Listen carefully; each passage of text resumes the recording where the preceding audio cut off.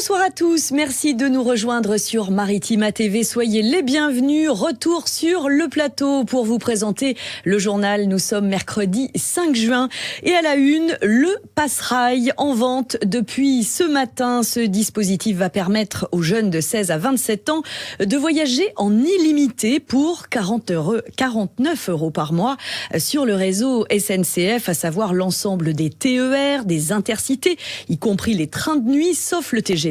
Il couvre l'ensemble de l'Hexagone, à l'exception de l'Île-de-France, et sera disponible pour les mois d'été, juillet et août. 80% de son coût est pris en charge par l'État, suite à un accord conclu avec les régions. Alors, coup de pouce en faveur du climat, du pouvoir d'achat des jeunes et de l'accessibilité du patrimoine. Qu'en pensent-ils au juste nos jeunes ? Eh bien, réponse au micro de Sarah Le Guen.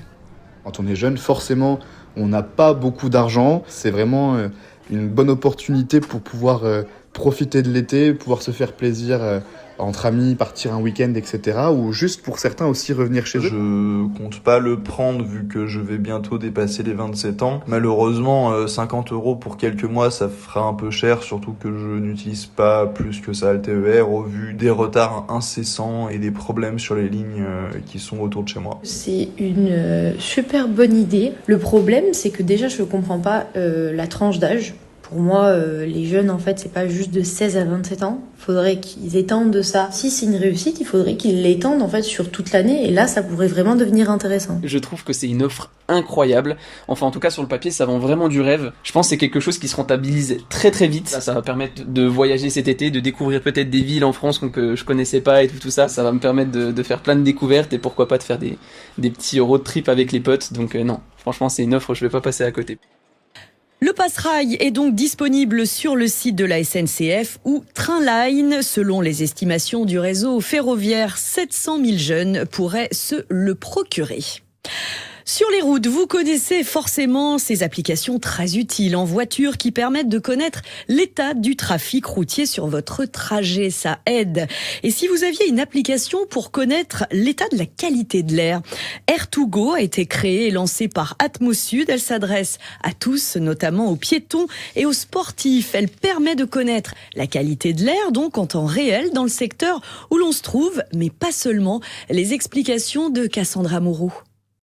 Comme pour les applications dédiées aux voitures, on peut ajouter un trajet, le temps estimé est donné, ainsi que la qualité de l'air sur le chemin et son évolution au fil du temps.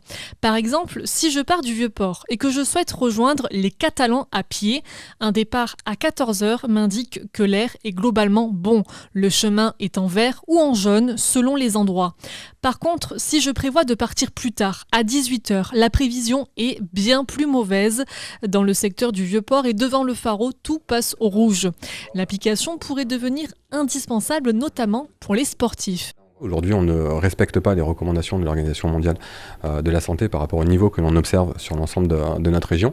Et donc, c'est un aspect à prendre en compte. On sait que avoir une activité physique va contribuer à ce qu'on reste en bonne santé. Et là, justement, grâce à cette nouvelle application, ça permet de pouvoir justement voir quels sont les endroits dans lesquels on se préserve le plus par rapport à la qualité de l'air et dans lesquels on pourra justement avoir cette activité. Les données sont calculées grâce à un nouvel indicateur promu depuis un certain temps par Atmosud, l'indice cumulé de l'air, dit ICAIR, qui représente la somme des polluants. Air2Go peut aussi s'avérer utile pour les personnes allergiques. L'application donne l'indice pollinique selon la localisation de l'utilisateur. L'application a été faite en partenariat avec l'ARS, l'Agence régionale de santé, et Atmo Auvergne-Rhône-Alpes. Elle a pour vocation de couvrir tout le pays. Des notifications pourraient être développées ainsi que des conseils d'itinéraire.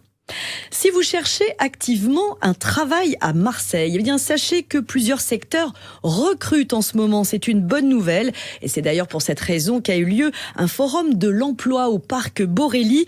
Écoutez à ce sujet le président du CREPI, comprenez le club régional d'entreprises partenaires de l'insertion, organisateur de l'événement. Guy Deprat revient sur les métiers qui recherchent, qui recrutent au micro de Bérénice Vazac. Les métiers de l'hôtellerie-restauration, donc tant la cuisine que le service. On a l'aide à la personne, notamment à la petite enfance ou l'accompagnement des seniors. On a le BTP avec la partie maçon, coffreur et beaucoup de demandes en électricité et plomberie. Et puis le transport logistique, donc les plateformes régionales avec manutention, conduite de chariots élévateurs ou voire chauffeur-livreur aussi. Ce que j'ai oublié de préciser aussi, c'est qu'on a beaucoup de partenaires qui sont des entreprises de travail temporaire qui croient en l'insertion et qui nous accompagnent. Et eux, vraiment, ils ont un panel d'offres très large. On poursuit ce journal côté plage. Depuis le week-end dernier, vous avez peut-être remarqué que la saison des baignades surveillées démarre progressivement. C'était le cas sur la plage de Ferrières à Martigues notamment. Ce sont les pompiers sauveteurs du SDIS 13 qui veillent en continu sur 26 plages l'été dans notre département. Ça va des Sainte-Marie-de-la-Mer jusqu'à La Ciotat. Et le lieutenant Christophe Sola du SDIS 13, référent en matière de surveillance baignade et activités nautiques, était l'invité de la rédaction sur nos ondes ce matin. L'occasion d'inciter les baigneurs à la prudence et puis de rappeler les bons réflexes à adopter. Pour prévenir de la noyade, c'est pour les enfants, bien entendu, dès le plus jeune âge, leur apprendre à nager, voilà, de se baigner, même pour les adultes, dans les zones surveillées, ça limite les risques. Les parents, il faut qu'ils surveillent absolument leurs enfants, qui restent très attentifs. Il ne faut pas se détourner son attention avec le portable ou autre, parce qu'on a vite fait de les perdre. Il faut que les parents restent à côté de leurs enfants, qu'ils se baignent avec eux. Il faut aussi les équiper d'un moyen de flottaison. Ça peut être des bouées, des brassards, un gilet, enfin voilà un peu tout ce genre de comportement à avoir avec les enfants. Parce qu'après, avec toutes les activités que l'on peut retrouver sur l'eau, dans l'eau, et puis aussi la visibilité pour nous surveillants qui est difficile parce que on a du monde, c'est difficile de surveiller des centaines de gens en train de se baigner avec des jeux de ballon, etc. Donc nous aussi on essaie d'être vigilants, de faire des surveillances actives, c'est-à-dire toujours en mouvement pour essayer de couvrir un maximum de zones et de surfaces et rester attentif. Des propos recueillis par Manuel Danlois. On reste dans l'eau, tiens, version compète cette fois, et surtout nage en eau libre. Après une journée et demie d'annulation, les nageurs ont enfin pu s'élancer pour la 26e édition du fameux défi Monte Cristo au large de Marseille. 479 nageurs avaient pris le départ du 2,5 km le week-end dernier. Une course dans des conditions météo difficiles, mais qui fait toujours la joie des participants. On écoute leur réaction en fin de parcours au micro d'Adrien Etiamble. Grosses conditions, beaucoup de houle, difficile de nager, super beau temps mais l'eau hyper froide, c'est très difficile. Ouais, difficile de se repérer.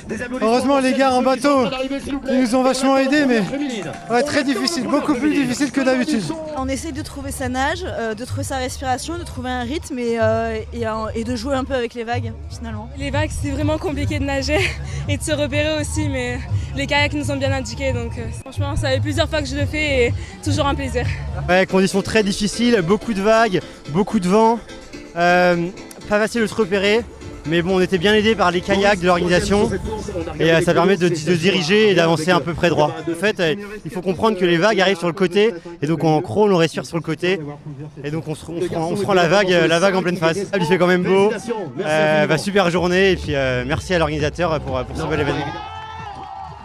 Et de la nage, figurez-vous qu'il y en a aussi dans le CrossFit, cette discipline très tendance. Justement, CrossFit Miramas organisait le week-end dernier la 3e édition du Miramas Contest avec des athlètes de toutes les régions.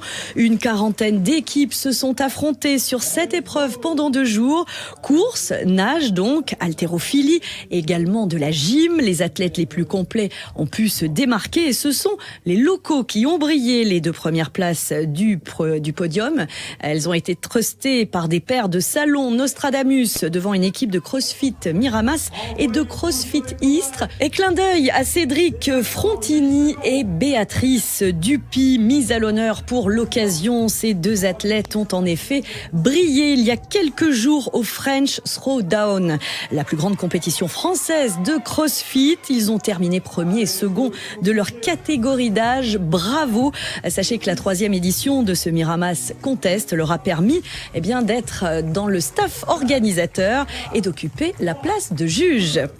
Sur scène à présent, le mentaliste Fabien Olicard est de retour sur scène avec Archétype, son dernier spectacle. Il sera vendredi au Silo à Marseille et samedi sous la halle de Martigues. Il était l'invité hier soir dans l'émission La Famille sur nos ondes. Écoutez cet extrait. J'ai toujours parlé du cerveau et du mentalisme en rigolant parce que c'est ma forme d'expression naturelle, quoi. Et au début, c'était un peu mal perçu par mes collègues mentalistes, d'ailleurs, il y a 15 ans quand j'ai commencé. Ils me disaient, non, ça c'est un truc sérieux, faut pas en rire. Je disais, c'est quand même vachement dommage de pas rigoler. On peut rire de tout, non? et puis en fait, c'est ce qu'on voit, c'est que, alors ok, je sais bluffer les gens, ça, c'est normal, c'est la base de mon métier, ce serait grave si j'arrivais pas à le faire. Mais c'est quand même plus sympa de le faire en rigolant et en transmettant de l'information, en disant que finalement, je suis pas plus mentaliste qu'un autre. On a le même cerveau, c'est juste que je suis un peu digue de ça. Mais si je vous donne les bonnes méthodes et que vous enlevez la joie de votre vie, vous pouvez faire pareil. Ah ouais. On a tous le potentiel d'être un mentaliste?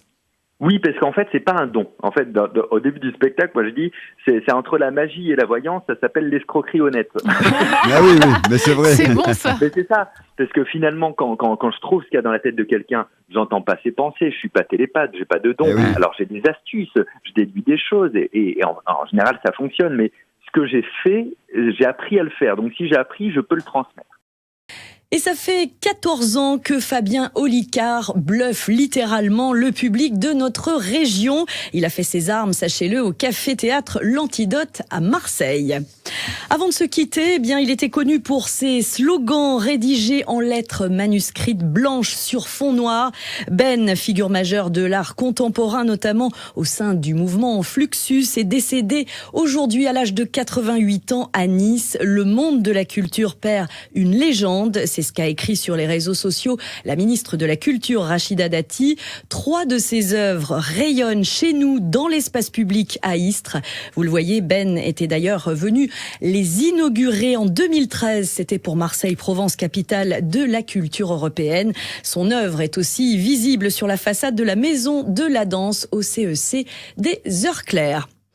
Voilà, c'est la fin de ce journal. Merci de l'avoir suivi. Je vous propose tout de suite de jeter un œil sur les prévisions météo pour la fin de semaine qui approche à grands pas. Reste à vous souhaiter une très belle soirée sur Maritima TV. À demain.